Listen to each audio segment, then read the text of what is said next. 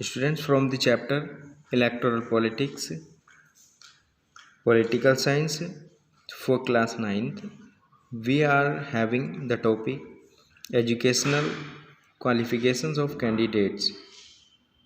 यहाँ पर हम इस वीडियो में एजुकेशनल क्वालिफिकेशंस ऑफ कैंडिडेट्स, वो कैंडिडेट जो इलेक्शन लड़ने के लिए खड़े होते हैं, उन कैंडिडेट्स की क्वालिफिकेशंस के बारे में हम इस वीडियो में डिस्कस करेंगे. So you can see the work of administration is general in nature. जो एडमिनिस्ट्रेशन यानी प्रबंध का जो काम होता है वो सामान्य होता है. Decision making on these issue does not require a person to be educated as problems related to common people can be understood without formal education. तो यहाँ पर जो पर्सन है उसके लिए कोई एकेडमिक क्वालिफ़िकेशन की ज़रूरत नहीं है, क्योंकि कोई पर्सन बिना फॉर्मल एजुकेशन के भी लोगों की समस्या को, जो कॉमन पीपल हैं उनकी समस्या को सुन सकता है और उसका समाधान कर सकता है. तो व्हाट इज़ मोर इम्पोर्टेंट, जो सबसे ज़्यादा ज़रूरी है वो है a candidate must have the freedom to dedicate himself और हरसेल्फ टू पब्लिक सर्विस. एक पर्सन को अपने आप के लिए समर्पित करना होता है पब्लिक के सामने. An ordinary citizen lakhs this quality. एक जो सामान्य पर्सन है उसके अंदर ये कमी होती है. So the candidate must be both capable and incorruptible. इसलिए जो पर्सन होना चाहिए वो कैपेबल भी होना चाहिए और करप्शन से फ्री होना चाहिए.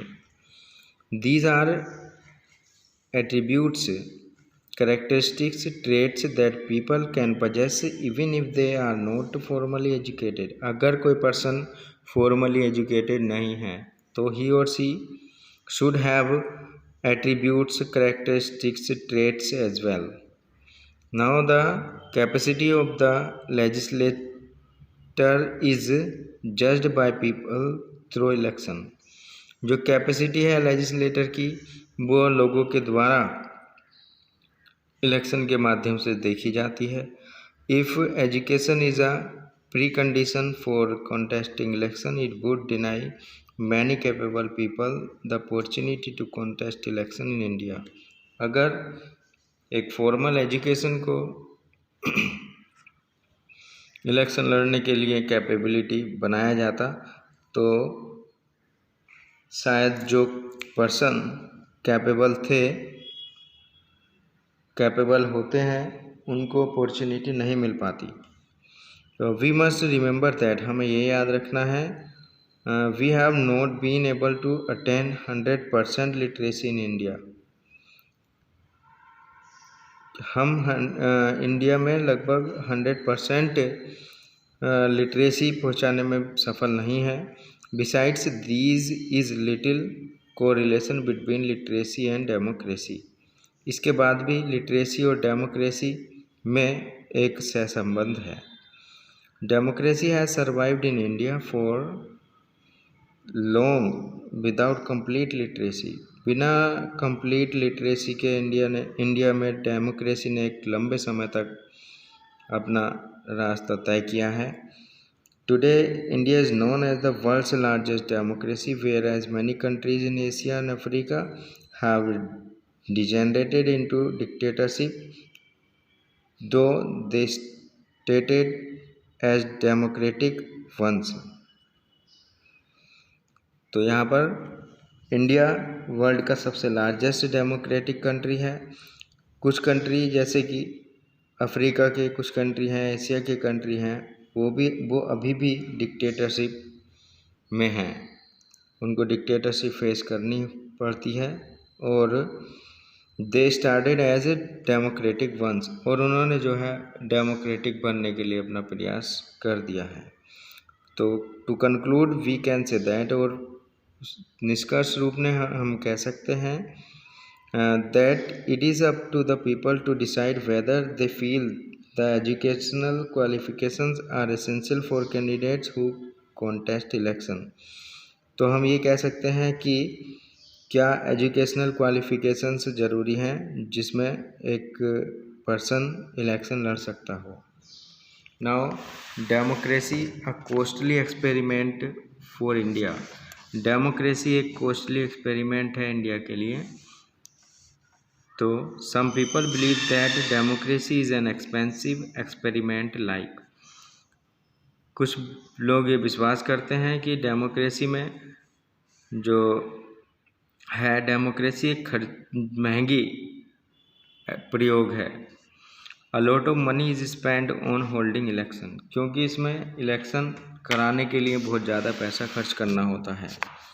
This money they argue could be spend on project for development of country.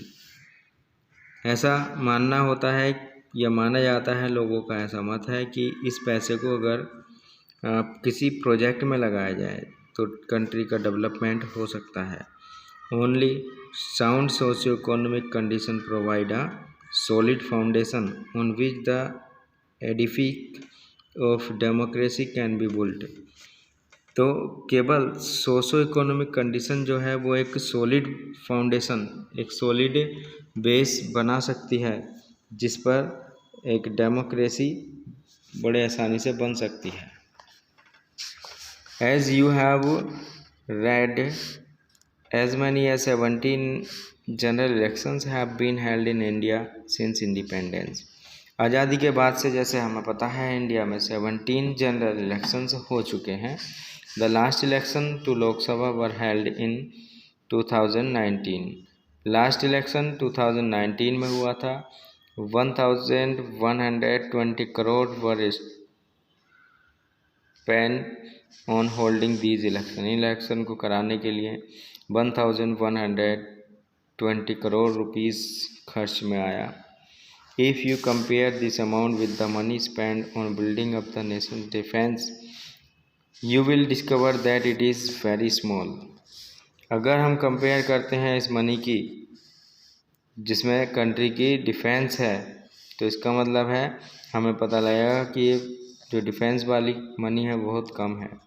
Nevertheless, political stability is needed to a considerable extent. इसलिए एक considerable extent तक political stability बहुत ज़रूरी है। To achieve this, इसको achieve करने के लिए all political parties will have to work towards the all-round development of the nation without fighting among themselves for the around interest। तो इस पॉलिटिकल स्टेबिलिटी को अचीव करने के लिए सभी पॉलिटिकल पार्टी को ऑल राउंड डेवलपमेंट के लिए, कंट्री के ऑल राउंड डेवलपमेंट के लिए वर्क करना ज़रूरी है, और बिना किसी आपस में लड़े झगड़े के और खुद अपने इंटरेस्ट के बजाय कंट्री के डेवलपमेंट को ध्यान में रखते हुए वर्क करना बहुत ही ज़रूरी है। So thank you for watching and the chapter is completed. The chapter electoral politics for 9th class is completed. In next video you have to complete the question answers. So thank you for watching.